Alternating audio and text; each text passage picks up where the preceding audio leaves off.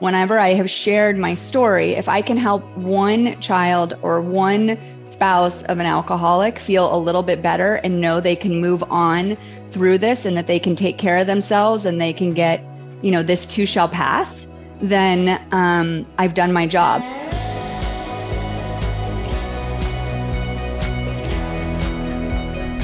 Welcome back to Connected Conversation Season 3. We're in the middle of the season. We spent the last couple episodes really digging into the why of our guests from the corporate real estate world. This guest today, I just recently met, and I was flattered that she reached out to me on LinkedIn to talk technology, and technology specifically that pertains to her world. With us today, we have Christina Clark, Managing Principal from Cresa, who is here to talk to us today about her why. Christina, nice to see you. Thank you for joining us. Thanks so much for having me, Bob. I'm excited and a little anxious. I haven't done a podcast before. You're my first. What? Yeah. So far, so good. Just go easy on me. Of course. So as we kick the episode off, I would like to hear, and our audience would like to hear, a little bit about you. So take us through your statement of qualification. What brings you to this point in your career?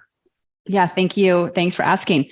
So I sort of accidentally fell into real estate. I was an executive assistant while going to school full time to finish my college degree. I took a very circuitous route through college. Hang on.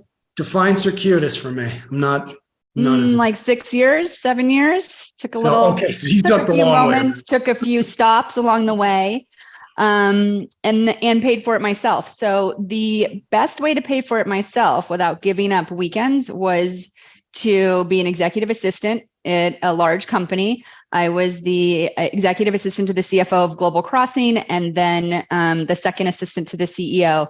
And I could then go to school at night. So Monday through Thursdays, I went to school from 6 to 10 at night and finished college while working full time. From there, we sold Global Crossing to Hutchinson Whampoa, and I was either going to move to China or Madison, New Jersey. And at this point, I lived in Los Angeles, and neither of those sounded so good to me. So I had to get a new job. Okay. I ended up with a year of college left as the executive assistant to the head of interiors for Gensler, the global architecture firm in Los Angeles. Very familiar. So in a small world situation, I call my dad and say, hey, I'm going to go work for this firm, Gensler, whatever. He's like, Gensler, Art Gensler, you know him. This is how you met him. My father was a developer way back in the day. So there was this small family connection, and Art had done some work for my dad years ago. And it turns out real estate was in my blood. But I get to Gensler and I'm finishing school. I'm working for Nidal Leiserowitz, who is one of my mentors and most amazing women in the world. And I finished school, and Nyla says to me, well, you graduated from college. What are you going to do with your life and your career now? And I was like, I'm not going to do anything. I'm going to work for you. And she goes, no, you're not. You're not going to work for me. You're smarter than that. Time to go do something. Mm-hmm. Went home that night, came back in the next morning, and I was like, okay. I get 6 months to figure it out, and you have to help me figure out what I want to do. Mm-hmm. And we started down the process of project management, business development. What am I going to do at Gensler to move out of the office, her office, and being an assistant and into a real professional career where I was standing on my own two legs? Turns out it was business development, and I went to run business development for buildings and campuses. I ended up being recruited away to work for a smaller firm called RTKL, which was bought by Achilles. We built the interiors group there. We made it profitable within the year. This is 2008 when Lehman Brothers goes under, the market's falling apart, and Achilles out of the Netherlands decides we're going to cut anything that's not our main river of business. We're going to cut sports and entertainment. We're going to cut interiors. We're going to cut all these different groups that aren't the core of the company. I was one of those people that got cut. I sent out an email to everybody I had met in the industry through the 2 years that I was there, about 1,500 people. And I got 13 job offers from my one email. And my email was something like, sorry for the super rude email. I was just laid off. I need a job. Would love to connect any way we can. I'll reach out personally. Mhm. And all these people came back and took care of me. Turns out if you can sell, people think you can sell anything. And Sure. I had amazing job offers. I am so grateful, from furniture vendors to other architecture firms, carpet developers were like, can you come in and do this? There was just all these amazing things. And a very good friend of mine, who's like a brother to me, said, why aren't you a broker? Like, why don't you, if you can sell, the hardest part of our business is selling. If you can sell, someone can teach you how to be a broker. Why don't you go make some real money and go have some fun? And I was like, oh my God, how am I going to do that? And like, here I am, this young woman and in LA. And anyway, I started meeting with brokers. I had 3 job offers, one from CBRE, one from JLL, and one from a boutique shop, a gentleman named Warren Wixon, who is like the Silicon Valley whisperer of startups. He had Google from a couple thousand employees through 20,000. And Warren and I strategized this deal where my job was to open doors for him and his job was to teach me how to be a broker, and I was his apprentice. Mhm. I got to be in every meeting, on every legal call, in the room, learning everything that I could learn. As much as I could be a sponge, I had access to, and all I did was set up meetings for him. And he had a great portfolio of work. I was eager to learn. It was this amazing, symbiotic relationship for 5 years. After 5 years, it was like, well, where am I going to go now? And I was being recruited by a few firms, and I ended up at Cresa, where I've now been for 8 years.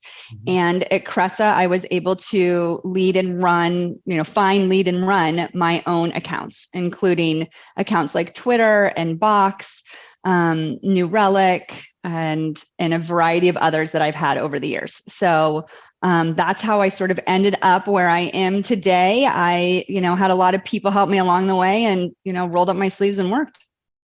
I really appreciate that origin story because it reminds me, it's almost, to me, it's very Hollywood. I took down some notes. I mean, you hustled, you negotiated to the point where you're like, I will do this, but you're going to help me do this. Mm-hmm. And you were just, you were very good, what it sounds like, about building a network and a community, and something that I want to do with this podcast, and something I emphasize with junior sales reps and other folks, to where having these connections are super important. And you're the embodiment of that. I mean, you went from 13 job offers to the next one having 3 very exciting job offers. It sounded like you've built such an ecosystem around you that ecosystem has taken care of you over the years. Is that fair? Yeah, it's absolutely fair. I got to meet a gentleman named Brad Cox, who is one of the senior people at Trammell Crow, now owned by CBRE. I met him at a random yoga retreat that they took a bunch of us on. And late night, we're drinking, and his wife is there and a bunch of other people. And he says, you should do this leadership program with the Southern California Chamber of Commerce, with the Los Angeles Chamber of Commerce, the Southern California Leadership Program.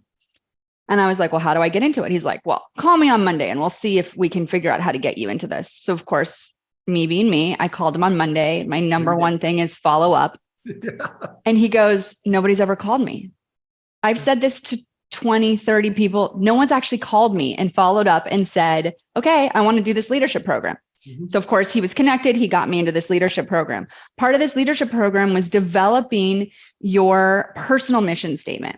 And my personal mission statement is to help people for the betterment of their personal or professional lives in whatever different way. Christina, I got to stop you there. That's the theme of the podcast. So my next question to you. Now I got to do it. So I get my segue into this. We heard about the how you did it, and I hope other people really listen to that. But now you're getting into the why. Right. So what is your why? Go on. My why is to help people for the betterment of their personal and professional lives. And as a result of helping people, all those people help me get me to my career where I am today. If you take care of people and you add value, they also help you, and you build real, authentic relationships. And I have friends, competitors, exes, what have you, that I am still close to and still connected with, because at the core, it's how can we all be better together? This is the season of podcast. You just nailed it in the first few minutes here of where you took us through the how, right? And then you were getting to the why. You were telling the story before I could even get into my segue of what is your why. Yeah. And really what I really hope is anybody who watches this, they catch your story. Your story is exactly what I'm looking for. It's the hustle, it's the tenacity, but at the same time, you've built all these relationships. And it even goes back to how we met, that you reached out and said, hey, I would like to talk about this. And I looked at your profile. I was like, she seems very interesting. Let's talk about, whatever topic she wants to talk about. And then you were like, do you need a job? I was like, no, I'm interested in this. Getting a lot of those lately. Like, why are you reaching out? I haven't talked to you in years. Yeah.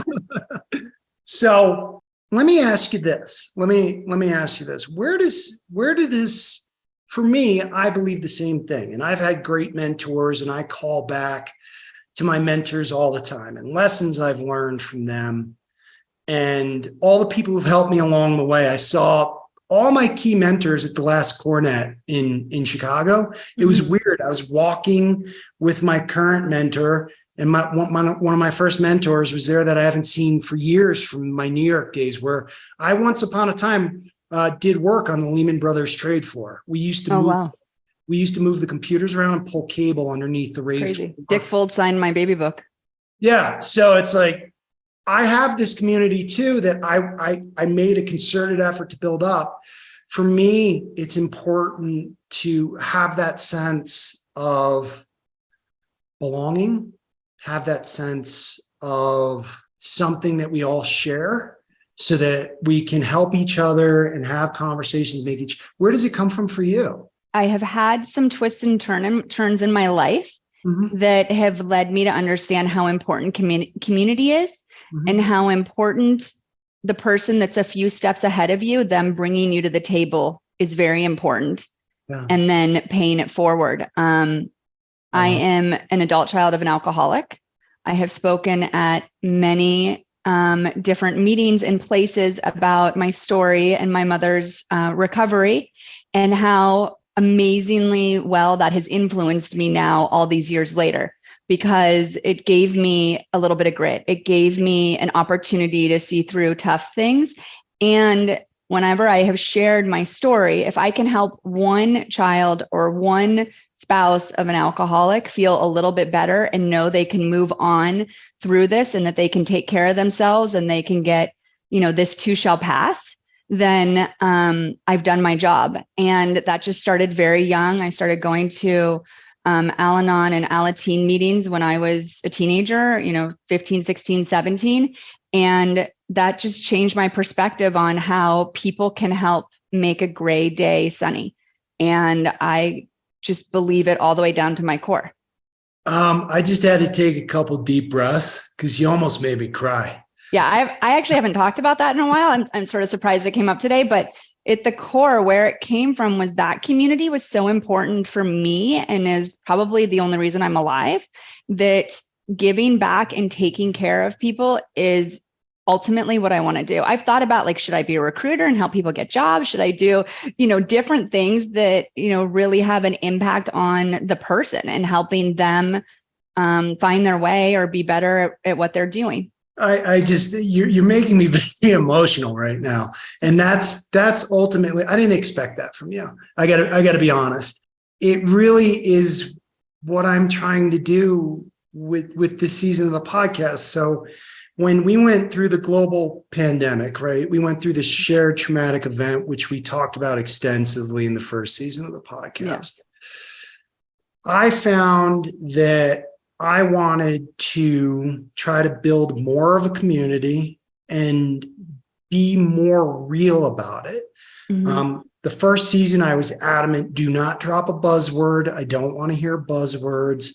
I want to talk about real topics. I want to talk about how you're getting through, how your clients are getting through it. And then as we move through the seasons 1 and 2, now we're into 3, I found people more related to your things like your story about growing up as the child of an alcoholic and your struggles with that and how you relate that to work. And it means the world to me that you just brought that up and shared that with us, and that we're going to be able to share that with our audience, because that's what I want. Absolutely. I want to drop the facade, because over the course of those 2-3 years that we went through the pandemic, I had many conversations with people, both good and bad, to where somebody came to me with something and I was like, do you know what my life looks like right now on the other side of this Zoom? No, I know nothing about you. Well, I have an elderly father that I just picked up off the floor that lives with me, because I had to buy a house to take him in during the pandemic, because I wasn't going to let anything happen to him. Again, that's my community. Yeah. I don't have a big family. That's my dad. I took care of him, and they're coming down on me about something. And I'm like, I just had the worst day, and it had nothing to do with the meeting we just had. It had nothing to do with work. It has to do with what you don't see on the other side of this Zoom meeting. Mm-hmm. And the fact that you're taking something that's personal to you and then applying it to your professional career, and I'll guarantee you do it in your personal life. Yep. That really is impactful to me. And I think that's what we're trying to accomplish here. That's why we called it Connected Conversations. We want to connect. It's great. So let me ask you this, with all that being said, and now that I've kind of, I'm not as emotional, I was talking to you about this before the podcast. In the brokerage world, only 36% of brokers are women, right? And I talked about this in season 2 with Anya, who we both share as a mutual connection. What advice would you give the younger generation? Let's start with the female, because I think you're a wonderful representation for the next generation of brokers and executives and anybody who takes on a significant role in an organization. What advice would you give? Well, the facade. We were just talking about, the facade and what's really happening behind your facade, what's happening behind my facade. There's so much more depth to people than we give credit for. And the biggest challenge with the pandemic was that this became transactional. Our conversation could become transactional instead of being in a room and feeling someone's energy. And it's really important to figure out how to connect over Zoom without it. And in my career, the facade has been super important as well. I walk into a room, I'm a decent looking woman. I know how to carry myself. I know how to dress. I can shake your hand and look you in the eye. But can you actually run a deal? Can you actually run numbers? Do you actually know what you're talking about? And then when I can do all that, nobody's ready. And there's this facade that people think, oh, well, she's just another one trying to make it as a broker, or she's doing this. But when we actually really take apart a lease or take apart a transaction and figure out how to put it together correctly, nobody's expecting it. I can distinctly remember talking to a broker in New York, which is my favorite city to negotiate in. I work globally. So I live here in San Francisco, but I do work all over the world. And in New York, they definitely didn't think I was going to be able to negotiate. And they thought they had it, they thought they had a bit, like had it over me, and that they were going to win this point. And I said, absolutely not. We're not budging on it. I don't care who your client is. This is what my client needs. And, I only represent the tenant. We were in a very tricky sublease situation. Mm-hmm. And this gentleman lost his temper, cussing and screaming and calling me all sorts of B names, etc. The next day I got a signed LOI because he wasn't expecting it. And so I think oftentimes people say, oh, there's so few women, or there's, so few of this or that in the room. Like that's not an Achilles heel, that's a muscle. And we all need to be flexing it. We all need to be the unexpected. We all need to, use that as this thing of, you're going to underestimate me, so I'm going to double down in how well I perform. And as a result, I've had clients for years and years and years. I've had clients leave one company and go to another company because they want someone that knows how to work it and knows how to work it correctly and thoughtfully. And I think, my biggest frustration with like the Me Too movement and different things is I want to push my way through the door because I earned it and I'm really good at what I did. or am doing, not necessarily because I'm a woman or anything else. And I look at being a woman and a leader and a top 10 at Cresa for all these years because I have earned it and I have worked it into the room. I know how to do great transactions to take care of my clients. Well, you just gave us the title of the episode. I did? Yeah, thank you for that. It's not an Achilles heel, it's a muscle with Christina. That will be the title of the episode. So I love it. I mean, thank you for doing my job for me. That is, Christina, I cannot tell you how inspirational that was. Were you an athlete by any chance? I was a little bit. I mean, I'm definitely competitive. I was tennis and swimming and field hockey. I'm a sailor. So yeah, absolutely a little bit. But yeah, I mean, I think I'm an athlete at life, and like, where are we going? How is it changing? What's next? And, how can we be prepared for it? I think being prepared is something, if I was to give like actual tactical things, being prepared when I meet with someone or talk to someone, I've looked them up. I know who they are. Follow through, as I already said, is so important. It's something that our generation is not very good at. And so often you can get a meeting just because you followed up or you even made the ask. And then, people and staying connected really makes the world go round. I read Keith Ferrazzi's book, Never Eat Alone, years and years ago. I was in a little tiny apartment and I did what he said, order a pizza and have a few friends over and talk about how you can help each other. And I believe in doing that. I think you should write a book. Well, it seems like that's coming because you're like the third person to tell me that in the past 30 days. So when things happen in threes, it means I got to go somewhere and do something. There you go. Get after it. And then I would also say, even as our careers mature, like, who is your network? Who is your team? In the pandemic, I have a coach, Eric Horowitz, and he built a little network that he called the Gems, and we met initially weekly on Wednesday evenings. And it was just like, how are we going to get through the pandemic and what are we going to do? People from all over the world, from London, San Francisco, New York, anywhere, doing all different things. And how are we just going to get out of whatever we're sitting in this moment to think bigger about where's the world going? What's happening? How is your day today, Bob? How is your day, Christina? And I think it's important to think broader than what you do day to day. What's your community? Maybe it's a church, maybe it's an AA program. I don't know, but where are you in your community and like taking a bigger look on life than what your job was or just what's happening in your home? As important as those are, community is too. I have so many things to respond to here. My brain was racing like a car engine. First of all, I think you would be really awesome at working with athletes. I really do, because that talk you just gave, I wanted to run through a wall. I'm like ready to run through a wall. And like when people I was an athlete, things didn't work out because I had a number of injuries and I always wanted to be a collegiate athlete, never got there. So you have to pivot in those moments. But as I got older, I got really into doing things from a fitness perspective, and people would say, what are you training for? I was like, well, I'm training for life. And you said the same thing. I'm an athlete of life. And I could see you so you got to write a book. I got a to-do list from this. Yeah, I'm going to give you a to-do list. I think you would be really good at talking to college athletes or high school athletes. I think the message you're putting out there is something that could be applied across a number of different areas. And I am really blown away by it. And I think of people who give these types of talks on YouTube that I watch sometimes. Now, I'm not a big inspirational quote. Like, I feel like people who post inspirational quotes on social media, it's inaction. You're not actually doing something, but then I think we're very similar in a lot of ways. Yeah. We get up and we go do something about it.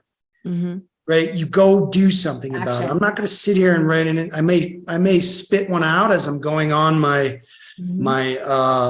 journey, my vision quest, if you will. But at the same time, I'm going to go do something. And that's what you strike me as. I'm going to go do something about it. And if I can help some people along the way, I'm going to do that. Absolutely. Yeah. I mean, to quote someone, as we just said, not to, Tony Robbins says, take massive action. Yeah. There's a lot of things we can all learn. There's a lot of people passively reading information or learning how to do this or that. Passive. What's the action? That's the word I was looking for. It's passive. Yeah. Well, what's the action you can take? Even coming out of this pandemic, for me, it's what's the action I can take right now with my business? Where am I going? Who are 3 new people I can reach out to that I find interesting, that maybe has some news to tell me or something interesting, which is how I got to you. And who are 3 old people that I haven't, like old friends or connections that I haven't talked to because of the pandemic or career change or, just being busy, that I can talk to. And the amount of momentum and interesting conversations I've had just from doing 3 a day of each of those is amazing. And that also gives me a measurable action item to take every day. Who are 3 new people I can ping in one way or another, and who are 3 people that I haven't chatted with in a while. And it's really fun to reconnect with them and say hello. And it's also great to have new conversations and meet new friends. You never know where it's going to go. So that's been a great action item for me. The other point I want to touch on too is, I read years and years ago, I read Carly Fiorina's book. And one of the things that she said in it, this is when she was working for Pac Bell or AT&T or something, and they had a huge RFP due, and it wasn't right. It wasn't perfect. But if she didn't get it in by the deadline, they would fail altogether. Mm-hmm. And she said, perfect enough. And that's one of my mottos is it perfect enough? Don't beat yourself up about everything having to be just in the right place, just the right, this or that. It doesn't have to be perfect enough. It has to have the right effort and energy behind it, but it doesn't have to be perfect. And, my life isn't perfect either. And even from growing up, as I've already shared that I did with my mother's drinking, it's one of the best things that ever happened to me in my life, because it's given me my tenacity. It's taught me how to look at people and say, you have no idea what happened behind their closed doors last night, as people used to and do judge me. It's given me, a different way of looking at things and working and understanding the community. So even when it seems like it's not right, or it seems like, poor me, or why did this happen to me? Something comes from it that is so much better than whatever the shit you're in. You just got to get through the shit. Mm-hmm. Are we allowed to cuss? I don't know. Is that a cuss word? I guess we'll find out. There were so many things that resonated with me with what you just said there. I really appreciate all these things about you. And because I do, I take on a very jovial, kind of friendly approach to things, but I have moments where, I don't know, maybe sometimes I've been called too intense at times, to where I started my career in New York City and you had to be intense. You had to. Mm-hmm. And there's an intensity in me at one point in my life saved my life. It saved my life. I had a medical emergency, and if I didn't have that intensity, I would have laid down on the ground and died. And when somebody says that to me, I get very emotional, because it's like, you don't understand me, and you don't understand that intensity. And I've lived through some very intense things in my life, as you have. I can go down a list of all these things that have happened since I was a little kid. And I think it shapes you into a person that turns out like a Christina Clark. Mm-hmm. Really, I really do. It shapes you to where I've been through some stuff, but I'm going to be successful, and I'm going to find my formula. You have a formula. Yeah. Absolutely. You really have a formula, and it shaped you into this person that you are today, to where, we met and we talked about technology. We didn't have a conversation like this, no. But if you can't tell, like your everything about you is really resonating with me. Yeah. We'll start in the near term with the pandemic, where you said, reach out to 3 new people, 3 old people. I just had this conversation last night with somebody who wants to be more of a seller. They're a consultant, but they want to be more of a seller. And I was like, I could teach you how to do that. And one of the things I talked about was being social about it. And I'm going to bring what you said. I wrote it down. Reach out to 3 new people and reach out to 3 old acquaintances and see where it gets you. Yep. Because somebody very smart taught me that. But when I go back to what I was saying about and everything you said about community, that's what I wanted to do during the pandemic, because I felt very isolated. And I almost, in my head, and again, full transparency, it was like a social experiment for me. I was like, can I build a community from a foundation that I have remotely and try to connect people and connect stories and be a storyteller? And one of the things I wanted to share with you was, once upon a time, I wrote screenplays. I never sold one. I came very close. And the reason why I came very close to selling a screenplay was we were introduced to a woman who was an agent. Her name was Sherry Smiley. And I thought the world of her. And you, Christina, remind me of Sherry Smiley. You have this, every time I got on a phone call with her, I was really nervous, and had such a presence. And she was so like, I never knew what she was going to say, or how she was going to respond to a joke I cracked. And she had such a presence about her. And even though it never came to fruition, but she gave me confidence, and she gave me such an exciting moment in my life, to where, and you even kind of look like her. I'm going to have to look her up. I love it. Yeah, and my mentor did the same. Nyla has this presence and this elegance and sharpness. So do you. Thank you. I wanted to grow up and be like Nyla. So I'm glad that people are starting to see me that way. Thank you. Well, Nyla, I don't know who you are or where you are, but Christina did a fine job of becoming your protege and really carrying forward anything that you ever taught her. So hopefully she sees this. Oh, she will. I'll send it on. Excellent. Excellent. So really, I just, again, I can't say enough how what we talked about here today truly was the spirit of what this season of the podcast was meant to be, Christina. And I'm so glad you asked me to join. Okay, so now I'm going to give myself a little bit of credit, and I'm going to pull back the curtain a little bit, as I do. So when I approach the podcast and I approach my guests, I'm very selective in who I ask to be on the podcast. And number one, I want to make sure I have good chemistry with them, because there's nothing worse, awkward conversations in any space, whether it's a podcast, whether it's a business meeting, a date, whatever it is, awkward conversations the worst. So as I was going through and choosing my guests for the podcast, I didn't have them all figured out. I had a couple figured out, but I leave gaps. I was like, I want to leave this slot for somebody who's going to surprise me. And when I spoke with you, I didn't know you. I've always appreciated the Cresa brand. Yeah. I like what you all do, being in the workplace industry for all the years I've been. I've come across plenty of people from Cresa and in and out of accounts and where you have a footprint. But my point to all this was that when I met you, I felt like you had a story to tell. And I'm going to give myself credit for that you gave off a sense of, well, I feel like she would be an interesting guest for the podcast, even though I just met you. So, but what I will go further in saying and pulling back the veil, I never in a million years expected what you just gave to us. And I'm going to say you gave us something. Oh. You gave me something, and hopefully you gave our viewers multiple things to work on, things to think about.